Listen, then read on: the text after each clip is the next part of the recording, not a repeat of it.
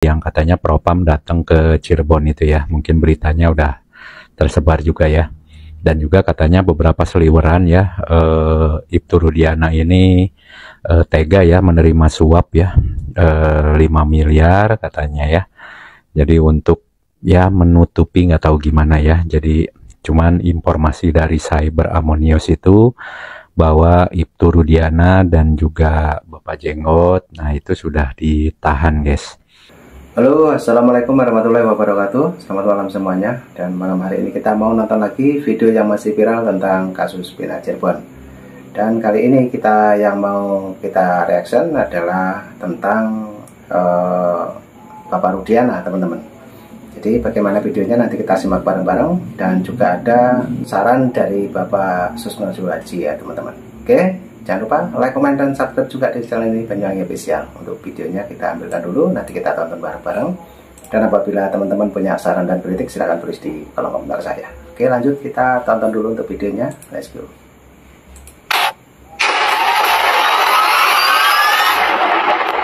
Peran Ibtu Rudiana ini kan tidak dalam gabungan sebagai tim penyidik. Dia di bidang narkotika. Memang anak putranya beliau jadi korban. Tapi pada saat Riga Akbar sebagai kawan Eki putranya Pak Rudi dihubungi oleh bapaknya almarhum bapaknya Eki almarhum, diajak ke penyidik atau penyidik membantu dengan tujuan hanya menentukan apakah helm, jaket, dan sepeda motor milik Eki almarhum. Padahal untuk menunjukkan itu kan sebetulnya cukup bapaknya sih bisa, karena ngajak Eki, ngajak si Riga Akbar. Ini aneh satu nih, ya kan? Jadi kemudian dia membawa Riga Akbar ke penyidik. Ada nggak surat panggilan, surat perintah menghadapkan pada penyidik? Ini kan harus ada, walaupun dia seorang perwira juga, tapi bukan terlibat dalam tim penyidikan tersebut. Nah, keanehan-keanehan ini yang bagi saya perlu didalami. Ada apa sebenarnya dia mengajak Riga Akbar untuk memberikan kesaksian yang akhirnya berkembang menjadi kesaksian yang tidak benar, ya kan? Kalau seseorang melakukan perbuatan kemudian memberikan keterangan tidak benar, ya itu berarti di pengadilan bisa dikenakan memberikan keterangan palsu. Tapi kalau seseorang dipaksa memberikan keterangan tidak benar, padahal dia memang tidak tahu permasalahan itu, apakah bisa dikatakan dia memberikan keterangan palsu? Ya, sumber keterangan palsunya harus dibuktikan dari siapa gitu aja. Ya, kalau saya pelanggaran etika profesinya bisa diproses, dipercepat di situ, bahwa termasuk pelanggaran etika profesi berat karena memaksa seseorang untuk memberikan keterangan yang tidak benar terhadap suatu peristiwa yang memang seharusnya itu peristiwa pidana yang harus diungkap secara benar, itu aja. Jadi ini kan benar bisa-bisa PTDH, arahnya PTDH karena sudah memalukan Korps Bayangkara kepolisian. Ini kan profesi kepolisian jadi rusaknya gara-gara seperti ini. Seorang perwira itu kan harusnya lebih banyak mengetahui tentang apa yang harus dia lakukan dan apa yang tidak harus dia lakukan, seperti itu. Kalau saya dari awal selalu saya katakan, dalam suatu peristiwa tindak pidana seperti korbannya Vina dan Eki ini, analisa kriminal para penyidik di Polresta atau Polres Cirebon ini harus benar-benar dikeluarkan semua. Ada beberapa analisa pertama, misalnya apakah korbannya memang murni Vina kemudian Eki terbawa di situ, atau kemudian analisa kedua, kemungkinan Eki menjadi sasaran utama, Vina terbawa. Analisa ketiga, ini mungkin perkelahian antara remaja atau geng motor. Nah, yang keempat, kemungkinan ya anak muda kan berkaitan dengan narkoba seperti itu. Ini bisa dikaitkan juga dengan narkoba. Yang kelima, apakah sudah pernah ada kasus-kasus geng motor yang membunuh, menganiaya, atau sampai memperkosa di Cirebon saja? Karena Cirebon ini kotanya kecil, jadi membuktikan untuk mengenali seseorang ini tidak terlalu sulit itu loh. Makanya saya bilang jangan dibawa ke arah menyangkut seorang pejabat tinggi dan sebagainya. Alat buktinya saja harus dibuktikan di situ, bahwa itu alat bukti yang harus dibuktikan nanti di depan sidang pengadilan, gitu aja. Sejak dari awal, kalau polisi punya naluri Bayangkara, naluri penegak hukum, naluri penyidik yang kuat sebagai insan Polri, ya kan, sesuai Tribrata dan Catur Prasetya, posisi korban seperti itu kecelakaan lalu lintas, ada saksi di TKP menyatakan sempat melihat celananya melorot ke bawah, apakah itu kecelakaan lalu lintas murni? Dari situ saja sudah bisa dipastikan ini pasti ada pidana. Posisi korban tidak rapi dan sebagainya, ini kan pasti ada pidana. Jadi tidak boleh ada seseorang pun, siapapun termasuk keluarga, yang menghalangi kalau polisi menghendaki otopsi dilaksanakan saat itu juga. Kenapa setelah 3 hari dimakamkan baru diotopsi? Kan itu juga hal-hal yang perlu diungkap oleh internal oleh Propam, gitu aja. apakah Ibtu Rudiana bisa mempengaruhi seluruh anggota Polres? Kalau bisa ya memang perlu didalami lagi. Siapa sih Ibtu Rudiana sebetulnya, gitu aja. Ya, saya melihat seperti itu karena dia sebagai seorang polisi, seorang perwira, seorang petugas di reserse, ya kan, kemudian anaknya jadi korban, seperti itu, diam saja gitu loh. Si Akbar waktu diberikan keterangan harus mengatakan bahwa dia mengetahui kejadian. Nah, Akbar tiap hari bisa tidur di rumahnya Pak itu Rudi, ya kan? Kenapa dia tidak melaporkan apa yang dia lihat, misalnya dia melihat gitu loh. Kenapa baru cerita kepada penyidik? Ini kan nilai kebohongannya bisa dibaca.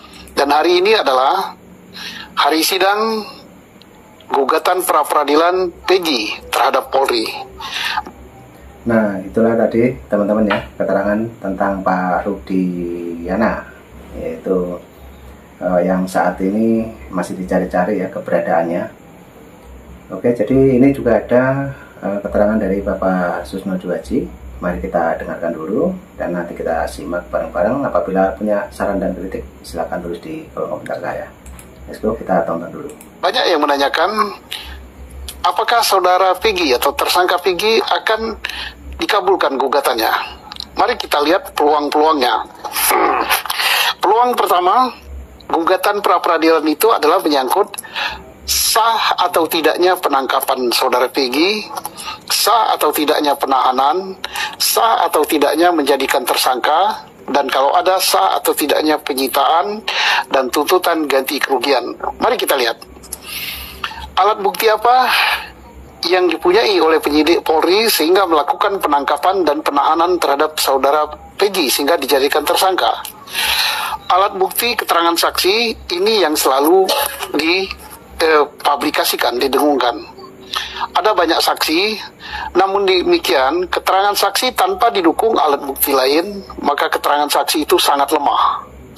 1000 saksi sekalipun harus didukung keterangan lain. Tanpa didukung alat bukti yang lain, maka keterangan saksi itu lemah sekali. Apalagi ada saksi yang saling bertentangan, maka keterangan saksi itu tidak layak untuk dipakai. Mari kita lihat bukti kedua, yaitu keterangan ahli. Sudah banyak ahli yang diperiksa oleh penyidik, ya ada beberapa. Ahli pidana tentunya, ahli-ahli lain. Keterangan pidana ahli tersebut tidak ada juga gunanya kalau tidak didukung alat bukti yang lain. Kenapa? Keterangan ahli, saya yakin, tidak menyebutkan spesifik bahwa Peggy adalah tersangka. Kemudian yang ketiga adalah surat. Nah, surat kalau misalnya visum diartikan sebagai surat, maka itu sangat lemah. Karena visum pun tidak menyatakan Peggy sebagai tersangka. Oh, laporan polisi. Laporan polisi bukanlah surat karena laporan polisi harus dibuktikan. Oh, putusan pengadilan. Putusan pengadilan bukanlah alat bukti. Karena putusan pengadilan justru harus dibuktikan. Karena di putusan pengadilan ada DPO namanya Peggy. Harus dibuktikan dua macam. Yaitu apakah Peggy itu yang dimaksud Peggy yang ditahan ini adalah Peggy yang DPO, dan juga setelah terbukti benar misalnya, maka harus dibuktikan apakah dia melakukan kejahatan atau tidak. Berikut adalah petunjuk. Nah, petunjuk yang mana? Petunjuk itu harus ada kaitan satu sama lain. Oh, berupa raport, berupa KTP, berupa STNK dan sebagainya. Tidak ada satupun yang menunjukkan bahwa Peggy adalah sebagai pelakunya.